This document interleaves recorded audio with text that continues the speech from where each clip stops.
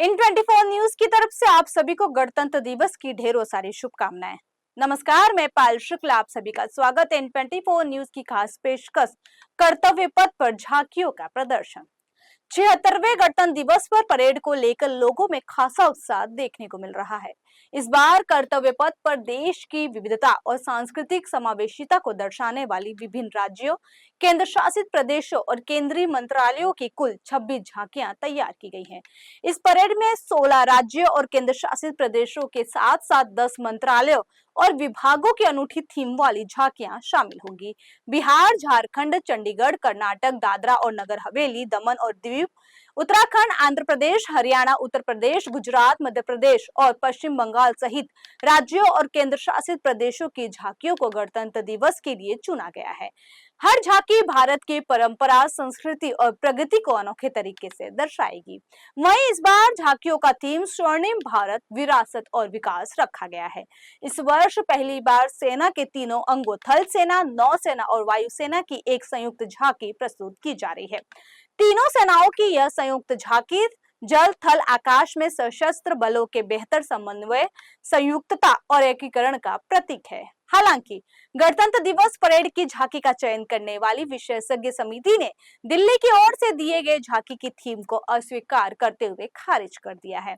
इस बार की परेड में जहां दिल्ली की झांकी को मंजूरी नहीं मिली है, तो वहीं 4 राज्यों ने खुद ही असमर्थता जता इस दफा अपनी बारी छोड़ दी है और इन सब की जगह उत्तर प्रदेश और गुजरात जैसे राज्यों को अपनी झांकी को कर्तव्य पथ पर दिखाने का मौका दिया गया है। इसके अलावा परेड में मौसम विभाग भी पहली बार अपनी झांकी निकालेगा। मौसम विभाग के लिए यह गर्व की बात है कि झांकी में विभाग का पिछले 150 वर्षों का समृद्ध इतिहास और विरासत दिखाई देगा। हालांकि दिल्ली स्थित कर्तव्य पथ पर आयोजित होने वाली परेड में इस बार भी उत्तर प्रदेश की झांकी पर सबकी नजर होगी। इस बार परेड में यूपी की झांकी में महाकुंभ दिखाया जाएगा। जानकारी के अनुसार इस बार महाकुंभ की थीम पर झांकी होगी। झांकी महाकुंभ की आध्यात्मिक भव्यता को दिखाएगी, जहां संगम, ऋषियों, शाही स्नान, अमृत कलश और समुद्र मंथन का चित्रण होगा। वहीं गुजरात की झांकी औद्योगिक प्रगति और स्टैच्यू ऑफ यूनिटी को प्रदर्शित करेगी।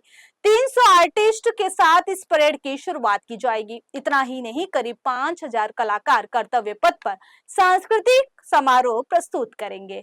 वहीं एक बार फिर राजधानी दिल्ली की झांकी का दीदार नहीं कर सकेंगे, जिसे लेकर पार्टी सुप्रीमो अरविंद केजरीवाल के साथ साथ हर छोटा बड़ा नेता इसे दिल्ली का अपमान बता रहा था। बताया जा रहा था कि साल 2020 के बाद से दिल्ली की झांकी गणतंत्र दिवस परेड में नहीं शामिल की गई है। आपकी ओर से कहा जा रहा है कि दिल्ली देश की राजधानी है, इसलिए पूरे देश का प्रतिनिधित्व उसकी झांकी में होता है। वहीं 2 साल के बाद एक बार फिर राजधानी दिल्ली में गणतंत्र दिवस परेड में पंजाब की झांकी नजर आएगी। झांकी सूफी संत बाबा शेख फरीद और पंजाबी संस्कृति को समर्पित है। बाबा शेख फरीद को पंजाबी का पहला कवि माना जाता है। इसमें प्राचीन पंजाब का हर रंग देखने को मिलेगा। संपर्क विभाग की ओर से तैयार की गई झांकी में पंजाब के पारंपरिक लोक वाद्य यंत्रों, ढोल, तूबी के अलावा बैलों की जोड़ी भी नजर आएगी। गणतंत्र दिवस परेड भारत की संस्कृति, इतिहास और सैन्य ताकत का प्रदर्शन है, जिसमें विभिन्न राज्यों और मंत्रालयों की झांकियां शामिल होती हैं। इन झांकियों का चयन रक्षा मंत्रालय करता है और यह प्रक्रिया सितंबर और अक्टूबर में शुरू होती है। चयन के लिए एक विशेष कमेटी बनाई जाती है, जिसमें कला, संगीत, स्थापत्य और मूर्ति कला के विशेषज्ञ शामिल होते हैं। हर साल 26 जनवरी को राजपथ यानी अब का कर्तव्य पथ पर जो झांकियां दिखाई जाती हैं, वे राज्यों, केंद्र शासित प्रदेशों और विभिन्न मंत्रालयों के प्रयास का नतीजा होती है। लेकिन क्या आपने कभी सोचा है कि इन झांकियों का चयन कैसे होता है और यह प्रक्रिया कितनी कठिन हो सकती है? गणतंत्र दिवस की परेड में झांकियों का चयन रक्षा मंत्रालय की देखरेख में किया जाता है। यह प्रक्रिया हर साल सितंबर या अक्टूबर में शुरू हो जाता है। मंत्रालय सभी राज्यों, केंद्र शासित प्रदेशों और विभिन्न मंत्रालयों और सरकारी उपक्रमों को झांकी के लिए आवेदन भेजने का निमंत्रण देते हैं। प्रस्तावित झांकियों को पहले चरण में स्केच या डिजाइन के रूप में प्रस्तुत किया जाता है। यह डिजाइन झांकी की थीम, संदेश और रचनात्मकता को स्पष्ट करता है। रक्षा मंत्रालय एक विशेष चयन समिति का गठन करता है, जिसमें संगीत, स्थापत्य कला, पेंटिंग, मूर्ति कला, नृत्य जैसे क्षेत्रों के विशेषज्ञ शामिल होते हैं। यह समिति झांकी के डिजाइन, थीम और प्रस्तुति की गहराई से जांच करती है।